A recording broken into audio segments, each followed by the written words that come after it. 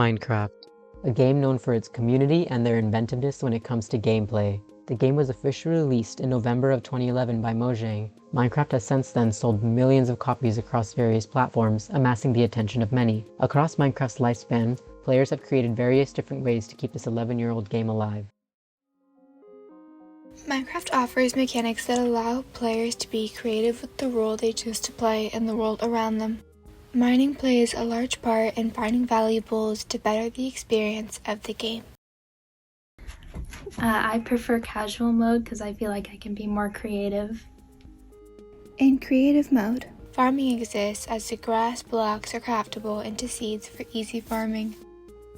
Out in the wilderness, players can explore old ruins, abandoned mine shafts, deep crevices, concealing dungeons, and endless mining opportunities.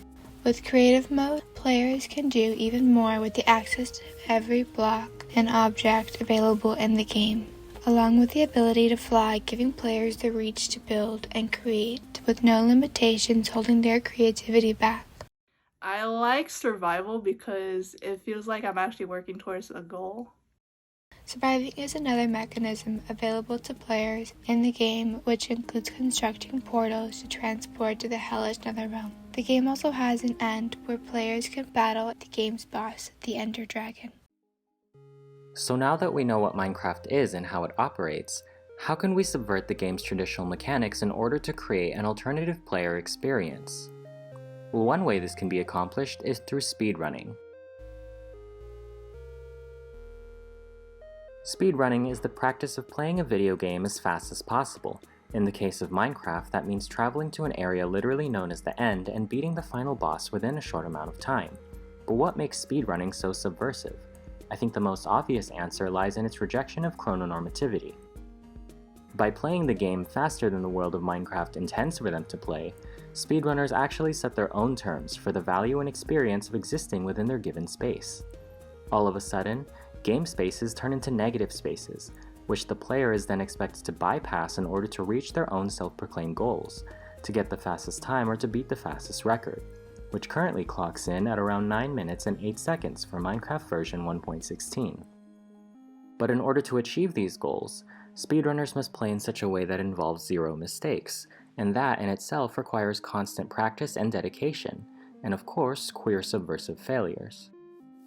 Lots and lots of failures, but all of which are necessary and even desirable for nailing down the perfect speedrunning formula. Oh my god, is it time? Is it time? You have 18 seconds. You have 18 seconds. Come on! Get in! Get in! No way! Yes! Yes! Oh my god!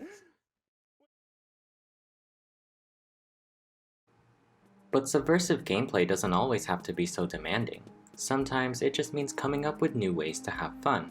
And what better way to do that in Minecraft than to build something from scratch?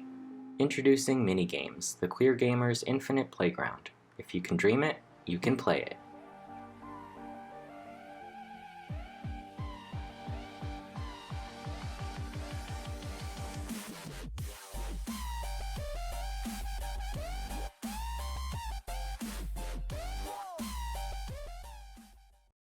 I think when I first was introduced to minigames, I was really surprised that they could be implemented in Minecraft, because I hadn't thought to use the game so creatively in that way, but now that I've seen minigames more commonly, it feels like a natural part of the game.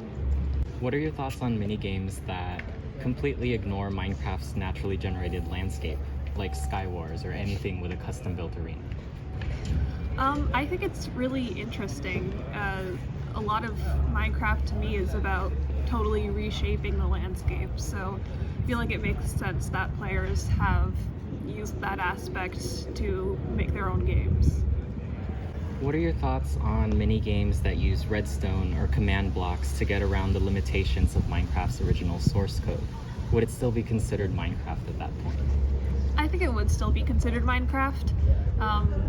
Having a versatile tool like redstone in the game was definitely not an accident on the developer's part, and I think it's just an extension of what the developers created. So it's definitely not outside of the realm of what Minecraft was meant to be. I think a lot of players wouldn't know how to interact with Minecraft, or at least wouldn't play it as long as they do if they didn't have the minigames. For example, I stopped playing because I felt like I ran out of things to do creatively in the game, but with minigames, it's like a never-ending resource. Minecraft and its basic mechanics were able to impact a large audience, a community that has pushed its players to find subversive ways to play the game. Whether it was speedrunning or creating various minigames, Minecraft was able to become something beyond what its original mechanics encouraged. Having existed over a decade, Minecraft has continued to evolve as its players find new ways to engage with its content.